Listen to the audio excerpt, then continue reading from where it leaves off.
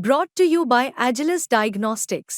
Health test की बात आती है तो मैं भरोसा करता हूँ India's largest diagnostics company Agilus diagnostics. खुद को टेस्ट करते रहो। जिनके राज में साधु संतों तक से पक्षपात किया जा रहा हो, संत समाज के बीच झगड़े करवाए जा रहे हैं, जो अपने से बड़ा किसी और को नहीं समझते हैं, वो कैसे योगी हैं? इनकी योग्यता की परीक्षा करवानी पड़ेगी, क्योंकि जिस तरह के भाषा इस्तेमाल हो रही है उससे कहीं ना कहीं लग रहा है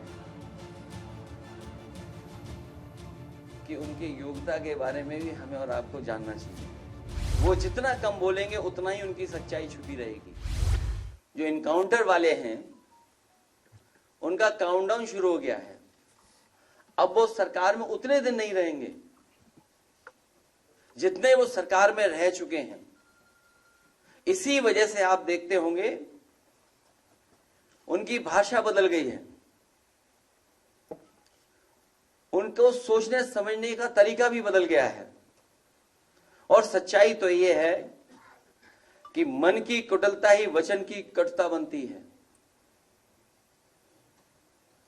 मन की कुटिलता ही वचन की कटुता बनती है।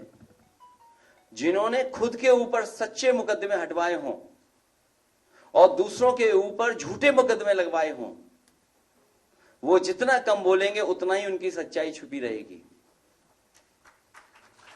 अगर कम बोलेंगे तो उनकी सच्चाई छिपी रहेगी।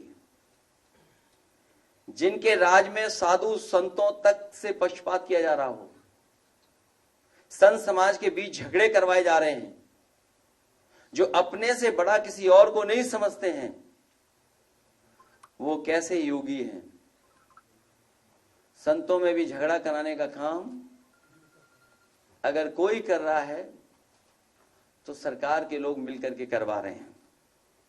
हमारे यहां कहा जाता है कि जो जितना बड़ा संत होता है, ये हमारी परंपरा रही है जो हम लोगों ने सीखी और समझी है और जानी है, कि हमारे यहां कहा जाता है कि जो जितना बड़ा संत होता है वो उतना ही कम बोलता है, और जब बोलता भी है तो जन कल्याण के लिए, इसलिए उसके वचन प्रवचन कहलाते हैं।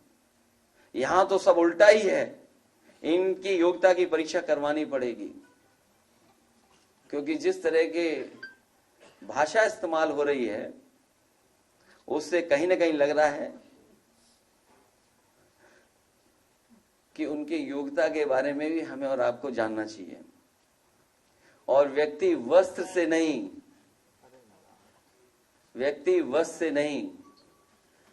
वचन से योगी होता है।